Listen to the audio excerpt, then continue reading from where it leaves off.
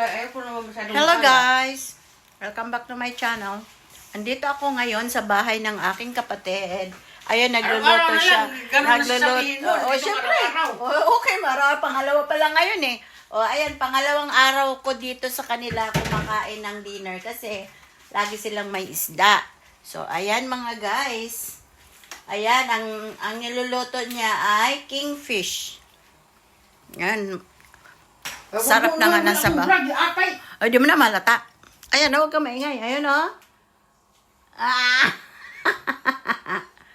Ayun, wala pa si RC.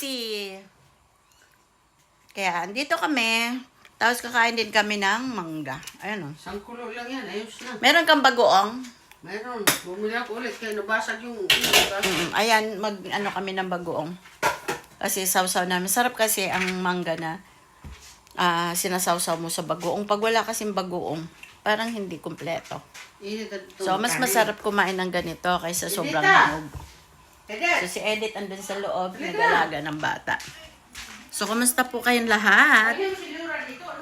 Dito tayo. Samahan nyo kami, guys. Ito yung buhay namin dito sa Australia. Ayun, trabaho pagkatapos.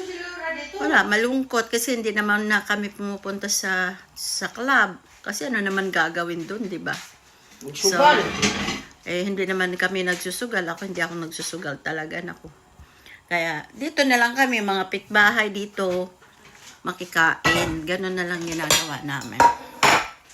O, di ba? Mas okay yon kaysa pupunta ka sa club, lalo na pag ikaw ay sugarol, pag makakita ka ng machine, matitempt ka talagang magsugal. Kaya, sa lahat ng mga nagsusugal, kung ayaw nyo na talagang magsugal, huwag kayong pumunta sa lugar na may mga sugalan. Kasi talagang, syempre kakamayan kayo ng di ba?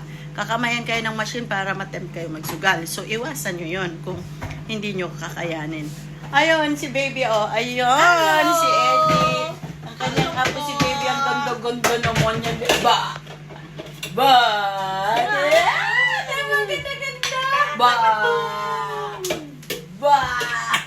Ganda. Gulatin naman ano yung bata. Din mo nagugulat. Sanay na si Sangan. Ito talaga ng mata mo. Naglagay na makadalag kami yan ba? This is our Africana. Tsaka hindi man African to, Pilipina Filipina. Matapang. Mas nadaig yung dugo ng African. Kasi ang tatay nito African. Pero ang nanay niya Pinay. Pero nadaig yung kutis ng African sa Pilipino. Tingnan mo naman, ang ganda-ganda ng kutis. Ikaw na, bebe! Ayan na, nag-smile ang baby ko. Ayan, senyora! Ang gandang bata! Ayan. Kita nyo sa YouTube channel ko to. Kaya, ayan mga guys. Ano pa bang sasabihin ko? Sangkulo lang, ayos na. Wala, mami. Natin yung kami mga laro natin. Ayan ang baby. Lang. Ayan, kumakain din ako ng mani. Para lang talaga. Sabi nila, yung mani daw nakakag-out. Manalo mo Pero hindi mo maiwasan di kumain ng mani eh. Diba masarap ang mani? Kahit may gout ako.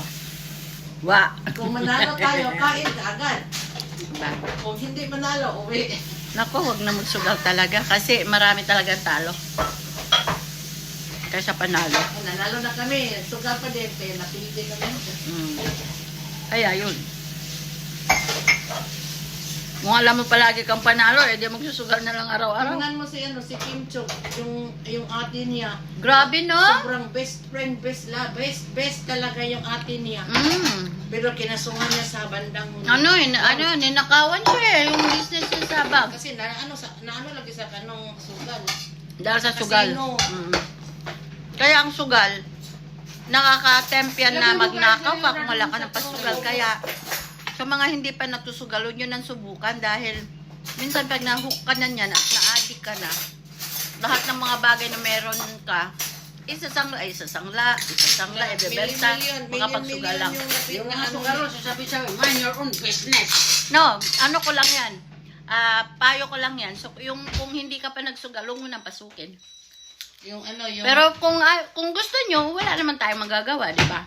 Yun lang, payong lang, kaibigan.